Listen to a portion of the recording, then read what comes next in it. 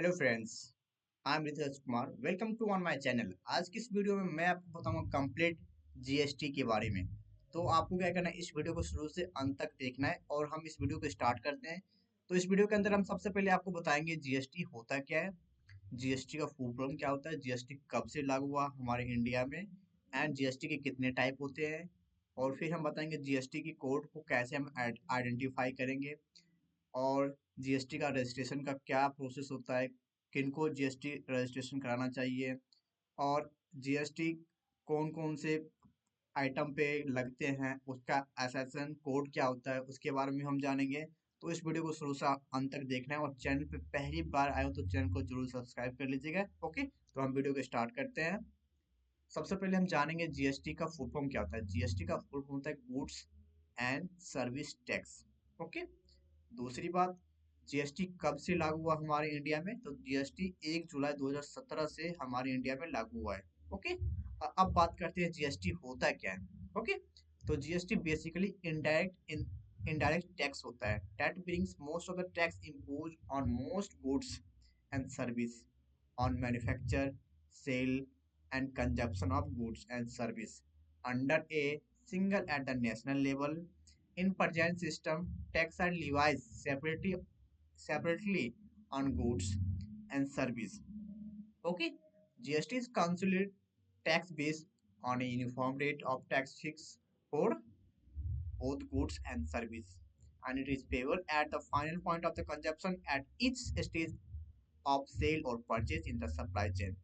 This tax is collected on value added goods service through a tax credit mechanism. Okay, अगर आप इसको हिंदी में जानना चाहते हो तो मैंने हिंदी में यहाँ पे नोट्स लिख रखा है। अगर आप चाहते हो तो इसको पढ़ना चाहते हो तो हम नोट्स आपको प्रोवाइड कर देंगे, आप अच्छे से पढ़ सकते हो। ओके, तो मैंने जैसे आपको बताया, जीएसटी आप सिंपल लैंग्वेज में समझ लो, जीएसटी एक प्रकार की इनडायरेक्ट टैक्स होता है। ओके, क्योंकि जीएसटी और जीएसटी हम कहाँ पे यूज करते हैं, जीएसटी हम लोग वहाँ पे यूज करते हैं जहाँ पे क्या होता है कि जो आइटम पे जीएसटी लगते हैं उस जगह पे हमको जीएसटी अप्लाई करना पड़ता है। कहीं पे 6%, कहीं पे 18%, कहीं पे 12%। अगर अदर स्टेट का है तो वहाँ पर डायरेक्ट 18%, 9% ऐसे करके लगता है। तो हम इसके बारे में, इसी के लिए हम लोग जीएसटी लगाते हैं। तो जहाँ पर जीएसटी लगता है वहाँ पे लगाना पड़ता है। ओके, तो हम आगे आपको बताएंगे कि जीएसटी कौन कौन से वस्तु पे कितने जीएसटी लगते हैं, तो आपको बताएंगे। तो हम आपको ये बता दें जीएसटी क्या होता है। अब हम बात करते हैं जीएसटी के टाइप, मतलब जीएसटी कितने प्रकार के होते हैं। जीएसटी बेसिकली 3 टाइप के होते हैं, सीजीएसटी, एसजीएसटी, आईजीएसटी। तो सीजीएसटी क्या होता है, it will be half of given GST rate and will be automatically deposit in the central government account. तो ये जो जीएसटी का जो पैसा, मतलब क्या होता है, अगर आपके पास कोई आइटम है, ठीक है, उस आइटम पे आप जीएसटी लगा रहे हो, जब बिल बना रहे हो तो उस टाइम आप जीएसटी अप्लाई कर रहे हो, तो आपका जो एक्चुअल अमाउंट होगा और जीएसटी का जितना अमाउंट बनेगा एक्चुअल अमाउंट के बाद जीएसटी ऐड होता है। जैसे मान लीजिए आपका 20 रुपया किसी वस्तु का प्राइस है, ठीक है, फिर एक्चुअल अमाउंट से आपका उसमें जीएसटी बनेगा, कितने रुपया जीएसटी लगेगा, तो दोनों ऐड होता है। CGST, sorry, CGST and SGST. तो इसमें क्या होता है, हाफ रेट सीजीएसटी को जाता है, मतलब सेंट्रल गवर्नमेंट को जाता है, और हाफ जाता है स्टेट गवर्नमेंट को। ओके, अगर अदर स्टेट का है तो वहां पे आईजीएसटी डायरेक्ट लग जाता है। तो वही इसके अंदर लिखा हुआ है कि सीजीएसटी क्या होता है एंड एसजीएसटी क्या होता है, आईजीएसटी क्या होता है। तो आपको मैं फिर से पढ़ के बताता हूँ एसजीएसटी के बारे में। It will be half of given GST rate and will be automatically deposit in central government account. तो ये सीजीएसटी के बारे में था। फिर एसजीएसटी के बारे में देखो आप, it will be half of given GST rate and will be automatically deposit in state government account. मैंने जैसे आपको बताया, सीजीएसटी में क्या होता है, सेंट्रल गवर्नमेंट के पास जाता है, और एसजीएसटी में क्या होता है, स्टेट गवर्नमेंट के पास जाता है। एंड आईजीएसटी में क्या होता है, it if sale will be out of same state. अगर क्या होता है कि अगर आपका अदर स्टेट में, जैसे आपका अगर आप दिल्ली से हो, दिल्ली से आप क्या कर रहे हो, किसी किसी बंदे का आपने बिल काटा, वो अगर हरियाणा के है या किसी भी स्टेट का है, तो वहां पे हम क्या अप्लाई करेंगे, आईजीएसटी। ओके, तो डायरेक्ट वो कहाँ पे आपका जो पैसा डिपॉजिट कहाँ पे होगा, वो सेंट्रल गवर्नमेंट के अकाउंट में होगा। ओके, तो मैंने जीएसटी के टाइप के बारे में आपको बता दिया। अब बात करते हैं हम जीएसटी की कोड को कैसे आप आइडेंटिफाई करोगे। ओके, पहचान कैसे करोगे। तो जीएसटी जो ये होता है 15 डिजिट का होता है। Okay, 15 digit GST, goods and service tax identification number, इसका फॉर्मेट देखो पहले क्या क्या होता है। सबसे पहले 10 डिजिट स्टेट का कोड होता है, स्टेट कोड 2 डिजिट, सॉरी हमने 10 डिजिट बोल दिया, 2 डिजिट का स्टेट का कोड होता है। ओके, तो जैसे देख सकते हो हमने यहाँ पे लिख रखा है जम्मू कश्मीर का कोड होता है स्टेट कोड 1, हिमाचल प्रदेश का 2, पंजाब का 3, चंडीगढ़ का 4, उत्तराखंड का 5, हरियाणा का 6, दिल्ली का 7, राजस्थान का 8, उत्तर प्रदेश का 9, बिहार का 10। तो ये जो पहला आपको वर्ड मिलेगा जीएसटी के नंबर के पहले वो होता है स्टेट कोड। ओके, अब बात आता है ABCD इस तरह से लिखा हुआ मिलेगा तो वो होता है pan card number. Okay, of the manufacture या ट्रेडर एक्सपोर्ट डीलर ETC। दूसरा क्या होता है, number of the registration with in state. उसके बाद आपको मिलेगा रजिस्ट्रेशन नंबर, जिस स्टेट में आपने रजिस्ट्रेशन कराए हो। फिर आपको मिलेगा जेड लिखा हुआ, जेड होता है डिफॉल्ट डिजिट होता है। और लास्ट में आपको मिलेगा check code to the detect error. तो ये 5 लास्ट में आपको मिलेगा 5 डिजिट का। ओके, तो मैंने आपको सारा कुछ बता दिया। अब बात करते हैं, जैसे देख सकते हो इस तरह से आपको मिलेगा। सबसे पहले 2 डिजिट का मिलेगा स्टेट का कोड, फिर आपको ये मिलेगा इस तरह से लिखा हुआ है, ये पैन कार्ड का नंबर जो होता है आपके पैन कार्ड पे मिलेगा। ओके, अब बात करते हैं हम HSN code in GST. GST जब आप अप्लाई करोगे तो वहाँ पे HSN कोड होता है, अप्लाई करना पड़ता है। HSN कोड का मतलब क्या होता है, HSN का फुल फॉर्म क्या होता है, हार्मोनाइज सिस्टम ऑफ नॉमेनक्लेचर। आप इसके बारे में डिटेल यहाँ पे पढ़ना चाहते हो तो यहाँ पे पढ़ सकते हो, डिटेल में यहाँ पे लिखा हुआ है। हम इंग्लिश में पढ़ के आपको बताते हैं। HSN is a multi-purpose international product nomenclature developed by the World Custom Organization (WCO). In India, HSN code is currently used under excise, custom, and state value-added tax (VAT) law, and is now also proposed to use under goods and service tax law for the classification of product goods. It includes around 5,000 commodity group. It's recognized by a 6-digit code, organized in a legal and logical structure, and is supported by well-defined rules to achieve uniform classification. The HSN code needs to be declared on the tax invoice and also be reported while filling the GST returns login website।